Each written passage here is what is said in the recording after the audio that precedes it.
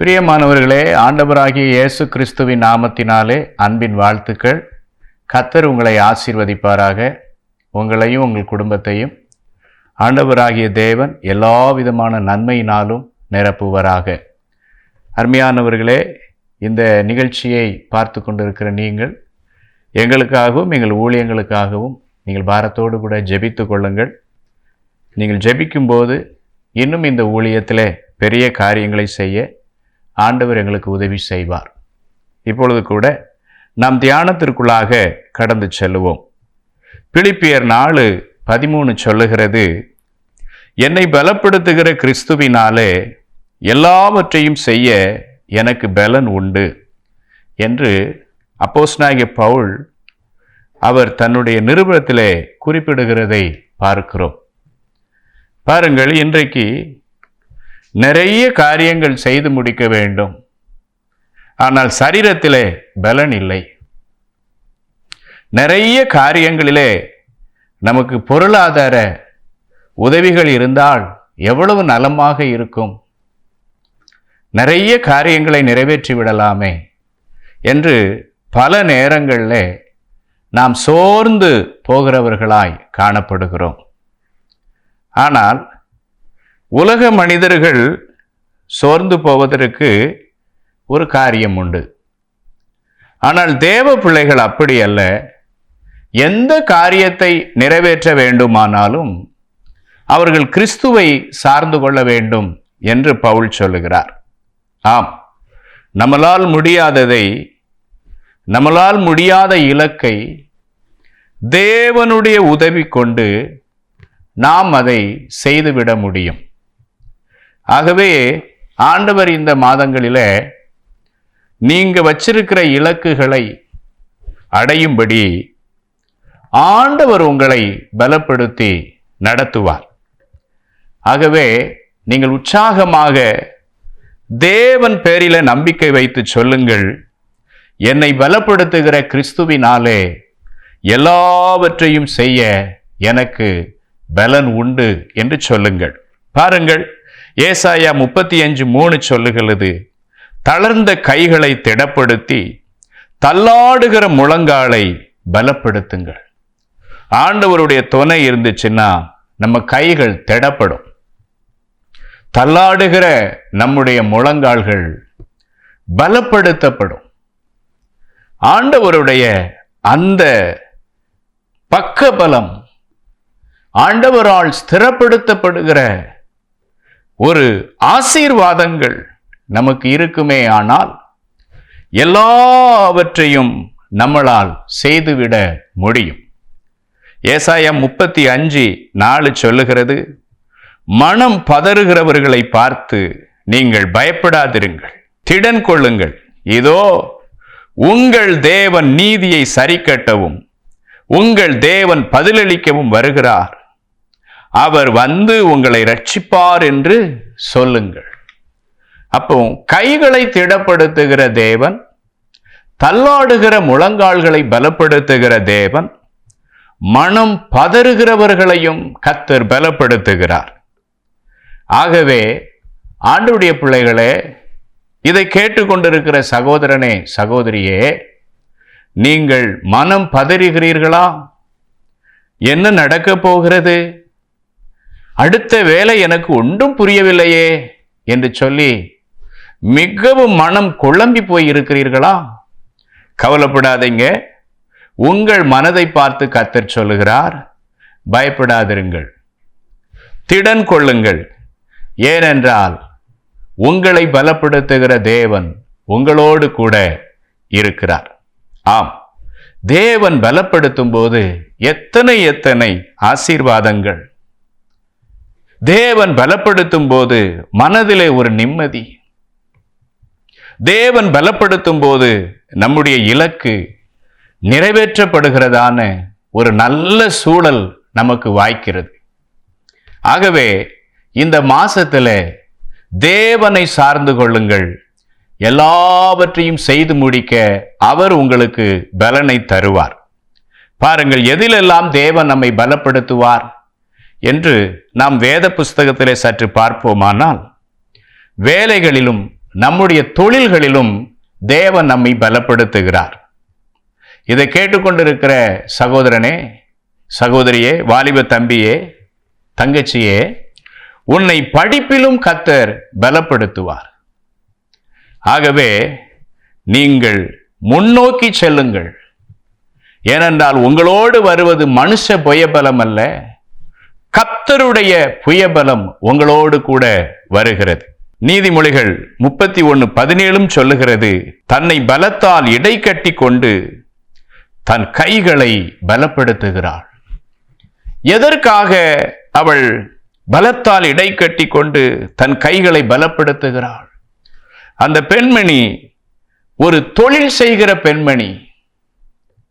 அவள் மேலே ஒரு மிகப்பெரிய பொறுப்பு இருக்கிறது. ஆகவே அவள் பலப்படுத்தி தன் கைகளை திடப்படுத்துகிற ஒரு நல்ல பெண்மணியாக அவள் தன்னை கர்த்தருக்குள்ளே பார்த்து கொள்ளுகிறாள்.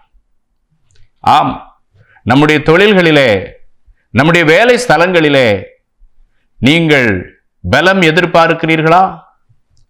ஒரு பிரசன்னம் உங்களை தாங்க வேண்டும் என்று எதிர்பார்க்கிறீர்களா? கண்டிப்பாக தேவன் இந்த மாசத்துல உங்க தொழில்களிலே, உங்க வேலையிலே ஒரு பெரிய மாற்றத்தை கர்த்தர் கொண்டு வருவார். அது நிமித்தம் நீங்கள் கர்த்தருக்குள்ளே மகிழ்வீர்கள். அந்த நீதிமொழிகள் புஸ்தகத்திலே வருகிற அருமையான சகோதரி பாருங்கள், பலத்தால் தன்னை இடை கட்டி கொண்டு தன் கைகளை பலப்படுத்தி கொண்டு தன் வியாபாரம் புரோஜனம் உள்ளதென்று நீதிமொழிகள் 31:18 என்று அறிந்திருக்கிறாள். இரவில் அவள் விளக்கு அணையாதிருக்கும். உழைப்பு, நான் பிரயாசப்பட்டால் வீணாகாது, என் பிரயாசத்திற்கு ஒரு பலன் உண்டு என்று சொல்லி அவள் நல்ல உழைக்கிறவளாய், நல்ல ஒரு தொழிலை செய்கிறவளாய் அந்த நீதிமொழிகள் புஸ்தகத்திலே காணப்படுகிறார். பாருங்கள், எல்லாத்திற்கும் இது வாய்க்குமா? எல்லோரும் தொழில் தொடங்கி அதிலே ஷைன் பண்ணுகிறார்களா, சாதனை படைக்கிறார்களா என்றால் இல்லை. ஆண்டவரை நம்பி சொந்த தொழிலை செய்கிற, ஆண்டவரை நம்பி வேலையிலே இருக்கிற ஒவ்வொருவரும் பலத்தால் இடை கட்டப்படுகிறார்கள். ஆம், ஆண்டவர் இந்த மாசத்துல உங்க தொழிலை அபரிவிதமா ஆசீர்வதித்து உங்களை கனம் பண்ணுவார். ஏனென்றால் அவர் பலப்படுத்துகிற கிறிஸ்துவானவர். அந்த சகோதரியினுடைய வேலை எந்த அளவுக்கு இருந்தது தெரியுமா? நீதிமொழிகள் 31:16 ஒரு வயலை விசாரித்து அதை வாங்குகிறாள். தன் கைகளின் சம்பாத்தியத்தினால் திராட்சை தோட்டத்தை நாட்டுகிறாள். அவள் வயலை விசாரித்து வாங்கத்தக்க கர்த்தர் அவளை பலப்படுத்தி அவள் தொழிலை ஆண்டவர் ஆசீர்வதித்து கனம் பண்ணினார்.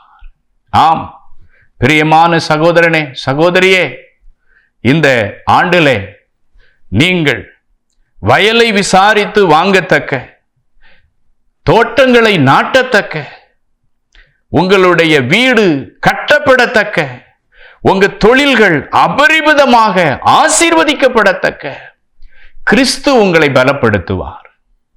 ஆகவே நீங்கள் சொல்லலாம் விசுவாசத்தோடு, என்னை பலப்படுத்துகிற கிறிஸ்துவினாலே எல்லாவற்றையும் செய்ய எனக்கு பலன் உண்டு. ஒன்று. இரண்டாவது காரியம், இன்றைக்கு இந்த உலகத்திலே ஒன்று கேட்காமலே வருகிற ஒரு காரியம் என்னவென்று சொன்னால் அவமானமும் நிந்தையும். எந்த துறையை எடுத்துக்கிட்டாலும் நாம் அவமானத்தையும் நிந்தையையும் சகித்துதான் கடந்து போக வேண்டியதாக இருக்கிறது. இந்த மாசத்துல ஆண்டவர் சொல்லுகிற ஒரு காரியம் என்ன? நான் உன்னை அவமானத்திலிருந்து, நிந்தையிலிருந்து உன்னை தூக்கி எடுப்பேன், நான் உன்னை பலப்படுத்துவேன்னு சொல்லி ஆண்டவர் உங்க கூட பேசுறார். ஆம், சிம்சோன் என்ற ஒரு மனிதன் இருந்தான். அந்த மனிதன் மிகவும் தேவனோடு கூட நடக்கிற மனிதன். ஆனால் ஒரு தவறான காரியத்தின் நிமித்தம் தன் பலத்தை இழந்து, தன் கண்களை இழந்து, பாதாள அறையிலே மாவு அரைக்கிறவனாக அவன் நிறுத்தி வைக்கப்பட்டான். எவ்வளவு வேதனை பாருங்க. வாழ்ந்த மனுஷன், கர்த்தருக்காக நின்ற மனுஷன், ஆனா இன்னைக்கு அவமானத்தினாலும் நிந்தையினாலும் பாதாள அறையிலே மாவு அரைக்கிற ஒரு வேலை செய்ய வேண்டியதாய் இருந்தது. அது போக வேதம் சொல்லுகிறது, நியாயாதிபதிகள் 16ஆம் அதிகாரத்திலே அந்த மனுஷனை ஒரு குரங்கு போல அங்கே அவர்கள் நேரப்போக்குக்காக அவனை பார்த்து சிரிப்பதற்கு, கேளிக்கைக்காக எல்லோரும் நிறைந்திருந்த ஒரு அரங்கத்திற்கு சிம்சோனை கூட்டிச் சென்றார்கள். அங்கே அவனை வைத்து விளையாட்டு காட்டச் சொன்னார்கள். அப்பொழுதுதான் அந்த மனுஷன் ஒரே ஒரு ஜெபம் பண்ணினார். என்ன பண்ணினார் தெரியுமா? தேவனே, இந்த ஒரு விசை மாத்திரம் என்னை பலப்படுத்தும், இந்த ஒரு விசை மாத்திரம் என்னை நினைத்தருளும் என்று சொல்லி அருமையான சிம்சோன் என்ற மனுஷன் தேவனுடைய சமூகத்தில் ஜெபித்ததினால் கர்த்தர் அவனை பலப்படுத்தினார். ஆம், என்ன நடந்தது தெரியுமா?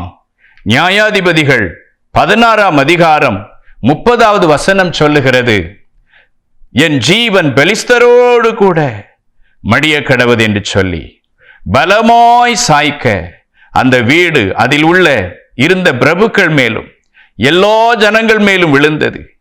இவ்விதமாய் அவன் உயிரோடு இருக்கையில் அவனால் கொல்லப்பட்டவர்கள் பார்க்கிலும் அவன் சாகும்போது அவனால் கொல்லப்பட்டவர்கள் அதிகமாயிருந்தார்கள். இந்த சத்தத்தை கேட்டுக்கொண்டிருக்கிற தேவ பிள்ளையே, எதிரிகள் நினைத்தார்கள், ஒரு பெரிய மனுஷனை கவுத்தி விட்டோம், இனி வரலாறு சொல்லும் ஒரு தேவ மனுஷன் விழுந்து விட்டான், பெலிஸ்தியர்களால் விழுந்து போனான் என்று சொல்லும் என்று நினைத்தார்கள். ஆனால் ஒரே ஒரு சின்ன ஜெபம் அவனை அவமானத்திலும் நிந்தையிலும் இருந்து தூக்கி எடுத்து அவனை வரலாறை மாற்றி எழுத வைத்தது கர்த்தருடைய பிரசன்னம். ஆம், இந்த மாசத்திலே ஆண்டவர் அவமானத்திலும் நிந்தையிலும் இருந்து உங்களை தூக்கி எடுப்பார். ஏனென்றால் உங்களை பலப்படுத்துகிற கிறிஸ்துவானவர் வல்லவராக இருக்கிறார். மூன்றாவது காரியம் என்ன? நீங்கள் முன்னே எப்படி இருந்தீர்களோ தெரியாது, ஆனால் நீங்கள் ஊழியம் செய்யும்படியான பரிசுத்தவான்களாக, பரிசுத்தவாட்டிகளாக கர்த்தர் உங்களை பலப்படுத்துவார். ஏன் தேவன் நம்மளை ஊழியம் செய்யும்படி வைக்கிறார் என்றால், 1 தீமோத்தேயின் புஸ்தகம் 1:13 சொல்லுகிறது, முன்னே நான் தூஷிக்கிறவனும் துன்பப்படுத்துகிறவனும் கொடுமை செய்கிறவனுமாயிருந்தேன். அப்படி இருந்தும் நான் அறியாமல் அவிசுவாசத்தினாலே அப்படி செய்தபடியினால் இரக்கம் பெற்றேன். முன்னே நாம் பிறருக்கு பிரோஜனமற்றவர்கள், முன்னே நாம் தூஷிக்கிறவர்கள், முன்னே நாம் துன்பப்படுத்துகிறவர்கள், முன்னே நாம் கொடுமை செய்கிறவர்கள்.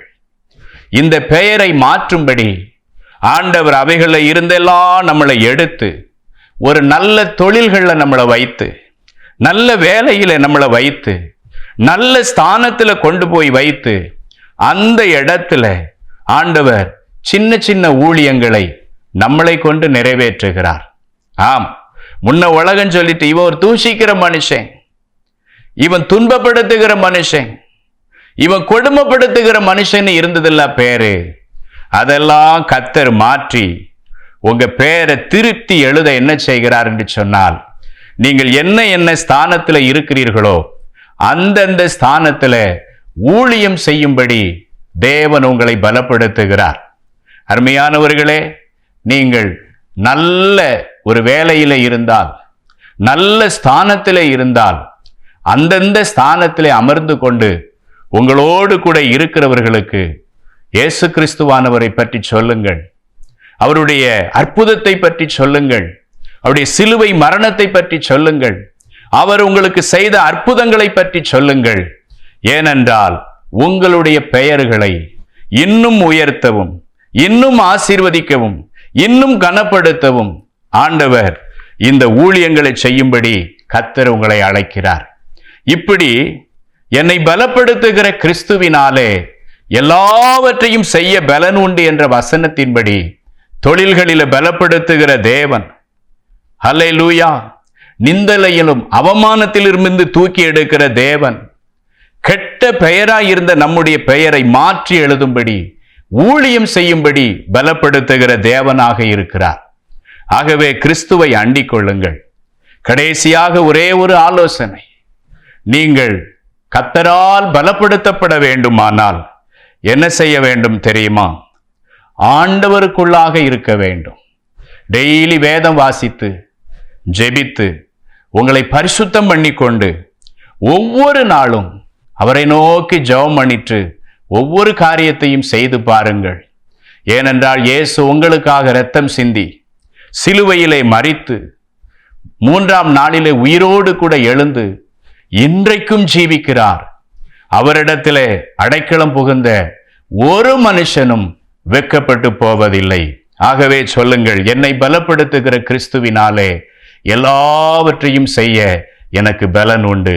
எல்லாரும் ஜெபம் பண்ணுவோமா? தேவ சமூகத்திலே, பரலோகத்திலே இருக்கிற எங்கள் அன்பு தகப்பனே, அப்பா, அருமையான தேவனே, உங்க பிள்ளைகள் செய்கிற தொழில்களையும் வேலைகளையும் ஆசீர்வதித்தருளும்.